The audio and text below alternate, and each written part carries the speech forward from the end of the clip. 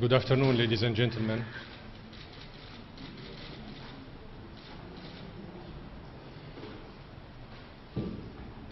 We are glad that most of the interventions by my colleagues, the ambassadors, today were balanced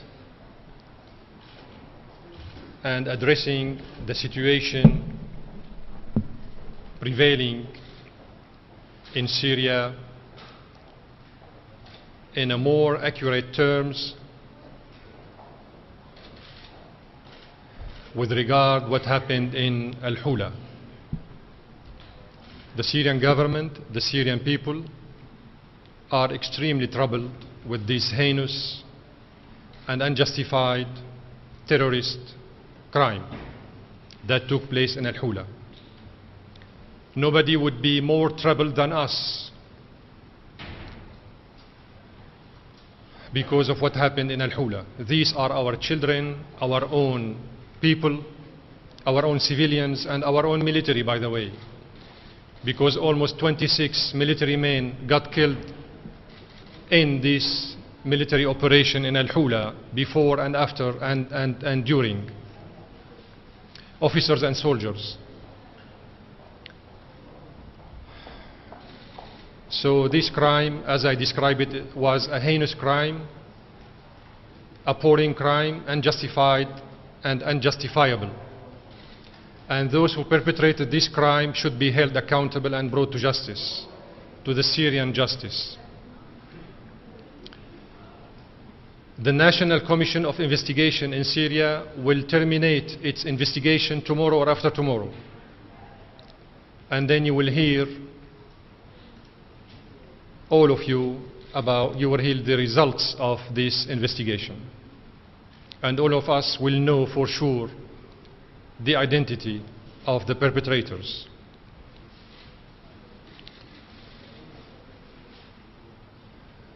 But this massacre that took place in Al-Hula does not constitute the beginning of the Syrian crisis. The Syrian crisis goes back to almost 1 year. And I'm sure that you have followed what my colleagues said at the Stakeout as well as inside. Most of them, with a very good sense of responsibility, acknowledged the presence of a third element, they call it, the armed terrorist groups, something that we have been trying to explain for almost a year. And some of the same colleagues used to cast a doubt about what we are saying. Ladies and gentlemen, in Syria we are facing terrorist armed groups, trained, financed, harbored, and protected by some countries in the area, Arab countries, regional countries, and internationally speaking also. You may remember that the Lebanese authorities have arrested a ship coming from Libya, full with weapons, destined to these terrorist groups in Syria. You may remember that we have forwarded so far almost 100 letters to the Secretary General, members of the Security Council, and other UN agencies, with names, with identities, with dates, with the type of and the quantity and quality of the weapons smuggled into Syria. 26 Libyan and Tunisian terrorists were captured in Syria, confessed, and we sent their confessions to the Security Council.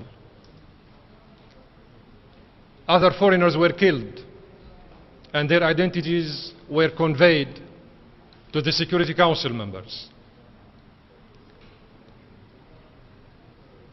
2 days ago, a Syrian Salafi opponent spoke on a Lebanese channel directly live from Jeddah in Saudi Arabia. He claimed the responsibility of kidnapping the Lebanese in Syrian territory coming from Turkey. So no need anymore to present proof after proof, because everybody knows right now that Syria is facing serious terrorist armed groups. We need a political will, not only from the Syrian government. We need a political will from all those who are involved in inciting to violence, smuggling weapons, and protecting, financing, and harboring the armed groups outside of Syria, as well as inside of Syria.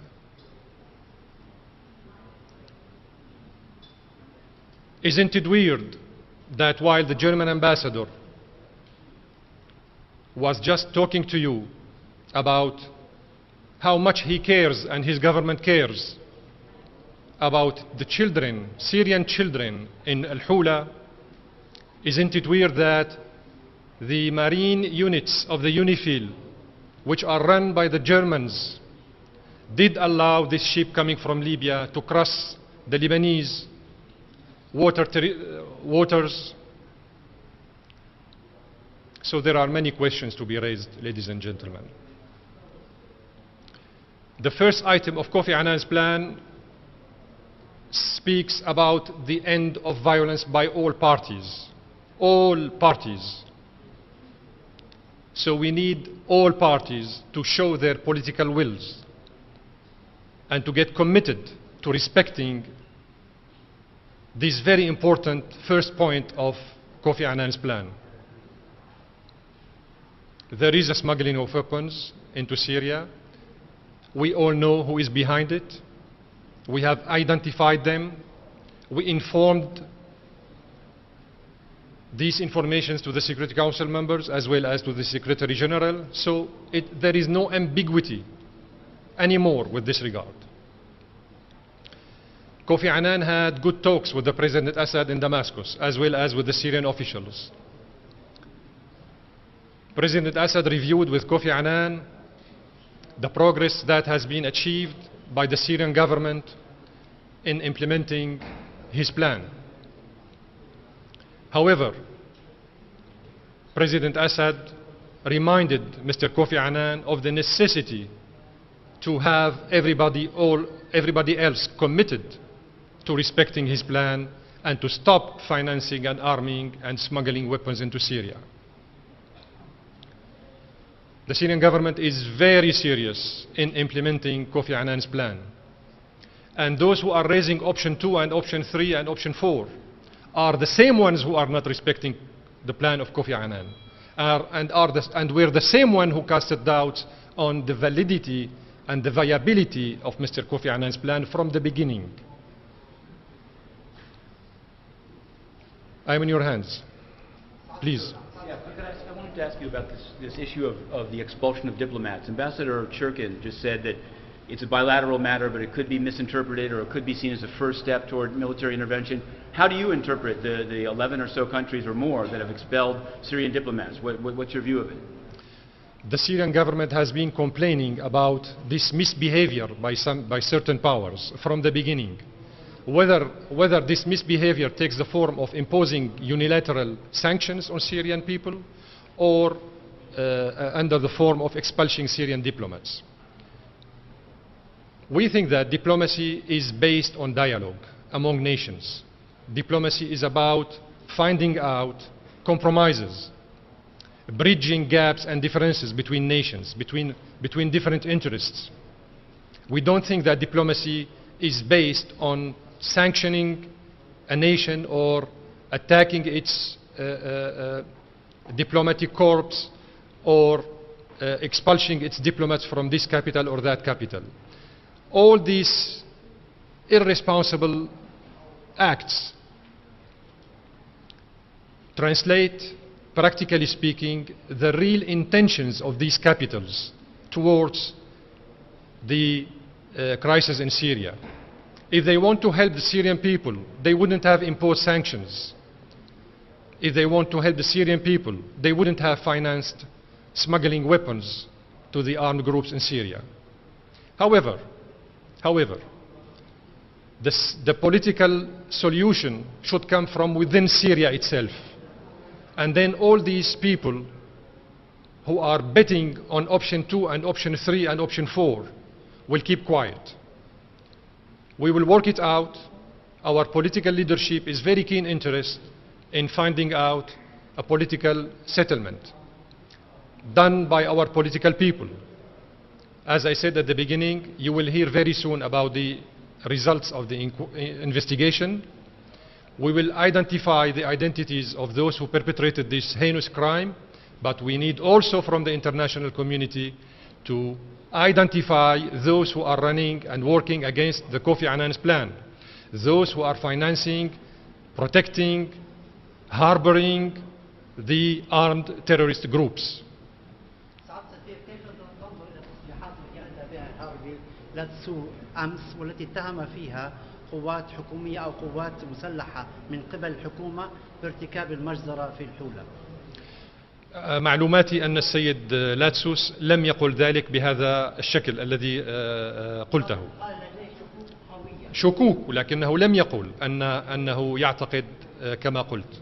قال أنه لديه شكوك، وهناك فرق كبير باللغة الدبلوماسية بين أن أكون متأكدا من شيء وبين أن يكون لدي شك بشيء. على كل حال كل هذا الكلام استباق، كلام سابق لأوانه، لأن اللجنة الوطنية السورية ستنهي أعمالها بالنسبة للتحقيق غدا أو بعد غد، وسنسمع بالضبط ما هي نتائج هذا التحقيق، ومن تثبت عليه تهمة ارتكاب هذه الجريمة الفظيعة سوف يساءل ويحاسب أيا كان. The statement adopted on Sunday by the Security Council demanded that troops withdraw and the heavy artillery withdraw from populated areas. Do you foresee that happening? That happened already. But there is a paradoxal situation with that. On one hand, if we deploy our army and the law enforcement forces to protect the civilians, somebody would come and criticize us. Why you are doing that? But if we let the people get killed by the terrorist groups, then we will be also blamed again. Why you didn't protect your civilians? So there are some situations where the government needs to deploy its law enforcement forces to protect the civilians. Otherwise, there is no government responsible on earth that wouldn't assume the responsibility of protecting its own people. Please. Which countries are arming the opposition? Which countries are arming the opposition? Could you name the names? It seems you are a newcomer. No, I'm not. You mentioned Kuwait and you mentioned Qatar and Saudi Arabia previously. Yes. But, do you stand by that statement? Yeah, and I add to them Turkey if you want. Ambassador, can you, do you make a distinction between the Free Syrian Army and the Salafist extremists and the Muslim Brotherhood, or are they allied in your view against your government, and are they all supported by the Gulf Arab countries? Some interested governments and some interested countries in igniting the civil war in Syria and pushing things towards civil war are working around the clock in order to trigger and ignite a dramatic situation in Syria so that things would go towards a civil war. They are betting on that. The so-called opposition in Syria, we acknowledge and recognize the presence of a political opposition which is legitimate, like everywhere in the world. And the government called on this opposition, political opposition, to engage in the national inclusive dialogue, which is an integral part of Kofi Annan's plan also. But the same countries and the same hostile governments have repeatedly encouraged these armed groups and the political wing of the opposition outside of Syria not to engage in the national inclusive dialogue. So they were betting from the beginning on the failure of Mr. Kofi Annan's plan.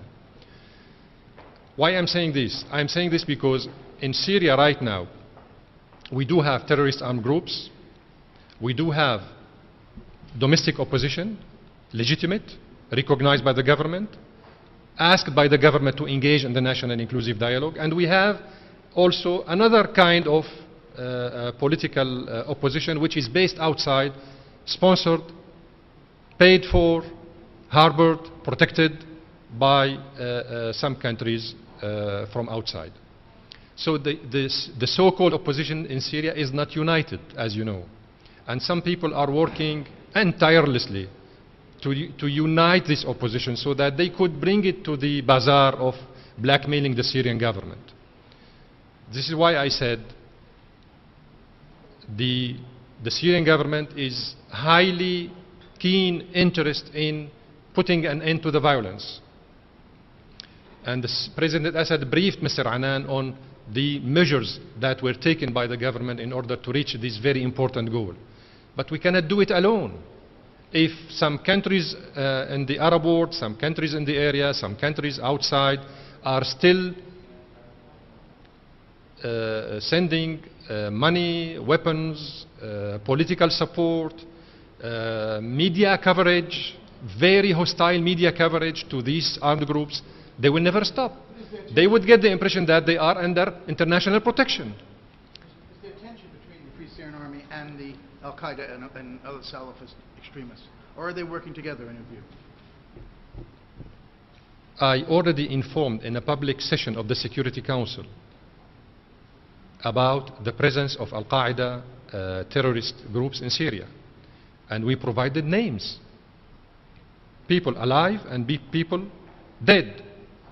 So it's not, there is no secret anymore with this regard. I have no information with this. I have no information.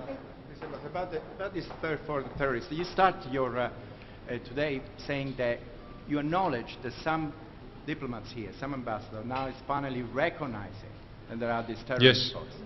Okay, you brought also some, you say that you brought, a few weeks ago, you brought the CD, the proofs, the letters. What was exactly the reaction to this? Because you not only say that there are terrorists, but you indicating specific countries that are supporting those terrorists. So when you say that they're recognizing those terrorists, yes. I mean the presence, yes. Do they recognize also who sponsored those terrorists? I mean for the proof that you brought in? Are they doing this? I am quite sure that among themselves they reached to that point.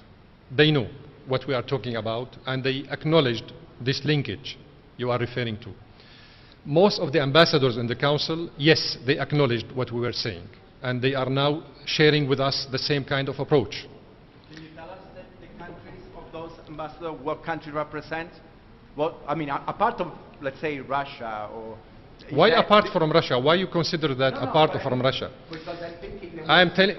Let me tell you something. If the council was really united because those who are seeking escalation against Syria, the council would have finished dealing with Syria a long time ago.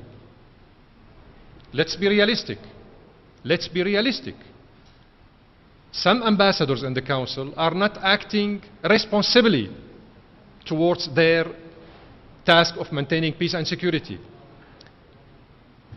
Whatever the claims of this ambassador or that, as a member of the Security Council, when he addresses the Stakeout, the journalists at the Stakeout, he shouldn't use the term Syrian regime. He should say the Syrian government, if he wants to act responsibly. So they are violating themselves the rules and procedures of their noble task, of how to fulfill their noble task in the Security Council. I'm not saying that all the ambassadors are acting the same way. I'm saying that most of them have this feeling of being responsible. But those who are seeking escalation, talking about option 2 and option 3 and option 4, by doing so, they are violating Kofi Annan's plan. Kofi Annan plan is speaks about a political settlement, necessitating a political will. Kofi Annan's plan is not speaking about option 2 and option 3 and option 4. When they give up with Kofi Annan's plan, that means that they are betting from the beginning on the failure of Mr. Kofi Annan's plan.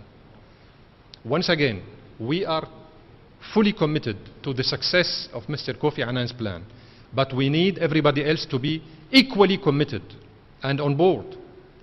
Stop mingling with the blood of our people. Many Syrian innocents got killed because of this misbehavior of these outsiders.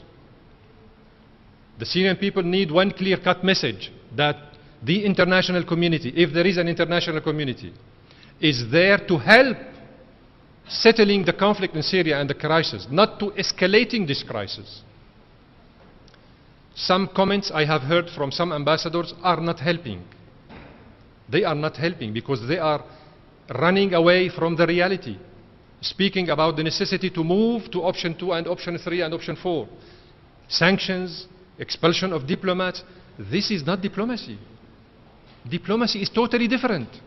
We are diplomats here. We are here to bridge differences, to find out solutions, to find out acceptable and accepted settlements, not to encourage further sanctions and adopt bold and stern measures running against diplomacy. This is the kind of message we need in Syria. If really these people would like to help the Syrian people, then they should stop escalating the situation and speak wisely about how we can help the Syrian government, sit with the Syrian opposition, engage in the national inclusive dialogue, and find out a Syrian-led settlement. And this terminology is not mine. This is Kofi Annan's language. A Syrian-led settlement, a Syrian-led process, political process. Ambassador, one more. Just for the record, are you prepared to bring the people who perpetrated the massacre in Hula to trial, and when? Are you going to do that? Did you hear me what I said at the beginning? Please say it again. I will say it again in stronger terms. The Syrian government is drastically against this heinous and appalling crime. It's more than a crime. It's a massacre. But what would you do about it? Hold on. We established a national commission of investigation. And the government and the president gave it 3 days to terminate its investigation. So we are not talking about 3 months or 3 years. 3 days. The commission started yesterday its work. Within tomorrow or after tomorrow, you will hear it. Those who perpetrated this heinous crime will be held accountable by the Syrian law. Our correspondents on the ground have been to the villages where these crimes were committed, and they know, they've been told by eyewitnesses exactly where these perpetrators came from. They could be picked up today. They could have been picked up yesterday. Why have a commission? Because we are in a state. We are in a respectable state. We are not a banana republic. We need an investigation. We need judges. We need to go through the law. Those who have testimonies, let them share what they have as information with the Syrian government investigation commission. Let them do. Why they are afraid? Because they're afraid of being killed. No, you said your correspondent. You said your correspondent, right? Ask your correspondent to share his information with the Syrian National Commission. Watch it tonight on Channel 4 News. Don't watch on channel. Let him go and share with the information with the Syrian Commission of Inquiry. Don't base your information on reports. Our information is widely available. It's out there. I respect what you are saying, but please, if you have any information, credible information, share it with the Syrian Inquiry Commission. If you want to help, do it this way, rather than smuggling your correspondence, illegally speaking, into Syrian territory. This correspondent was there legally, and you know what? You can access it all. Channel4.com news. It's all there, widely available. I forwarded to the Security Council names of journalists who sneaked illegally into Syria. There is a list of names. This one was allowed in. He got a visa issued by your government. No. Hold on. I'm telling you facts. Facts. There are letters with names in the Security Council of journalists who sneaked into Syria illegally. This is something else. Now, if you have a correspondent, legally speaking, entering Syrian territory and having information, please ask him to share this information with the Syrian Inquiry Commission. Ambassador, could I ask you one? I just wanted to ask you this. First, if you could say what's happened with those letters. You've put in a number of letters of people that confessed. 100 letters. Okay, so and the thing you were just defining what you said was diplomacy, is bridging gaps, differences. So I wanted to just ask you directly, do you think that Ban Ki-moon in this conflict has been a diplomat as you define it? And what do you think of the idea of Jeffrey Felton, the U.S. official for the Middle East, now becoming the head of DPA? Do you think this is going to help the situation, or do you think it's a balanced appointment? What's your view of it? I haven't heard so far about the appointment of Mr. Feltman, but by all means, if this information is being confirmed, then I think that this is a sign of escalation. This is not a sign of keeping things under the law, the international law. The UN is about implementing, fulfilling an international agenda. It's not about imposing national agenda on the international community. So we need impartial people, neutral experts, to be posted in these very important posts you are referring to. I wouldn't comment further on that because I haven't heard officially speaking. I didn't get any letter officially speaking from the Secretary General informing us about the appointment of Mr. Feltman or anybody else. And by the way, we have sent 100 letters. We have enumerated to all those who are concerned in the Secretariat as well as the Security Council about almost 4,000 violations, armed violations by the terrorist groups since the adoption of Kofi Annan's plan. We are talking about 4,000 violations that took the life of hundreds of Syrians, both military and civilians. So we regret all these losses, and we are asking everybody to behave and to act responsibly, to help us but with a sense of responsibility, rather than to push things towards escalation and animosity. We don't need option 2, option 3, option 4. That will not fly, by the way. That will not fly because many wise people are still in the Security Council. But I am saying that if we want to help Syria and the Syrian people and the Syrian government, we should act responsibly. Help Syria in real terms. Ambassador, can I talk about the Pula massacre? And he said that heavy weapons were probably being used, and he linked that to the Syrian government. What do you have to answer to that? You are anticipating what I have been saying. There is a national commission of investigation working on this fact around the clock. And we will hear the outcomes very soon, tomorrow, after tomorrow, tomorrow or after. I don't want to anticipate. Mr. Latsus didn't say it the way you are saying it. No, he didn't say it the way you are saying it. Yes, he gave the impression, but he didn't say it the way you said it. However, please, you are not experts in the area. With all my due respect to all of you, you don't know the reality on the ground over there. The massacres reached 3 villages, not only one.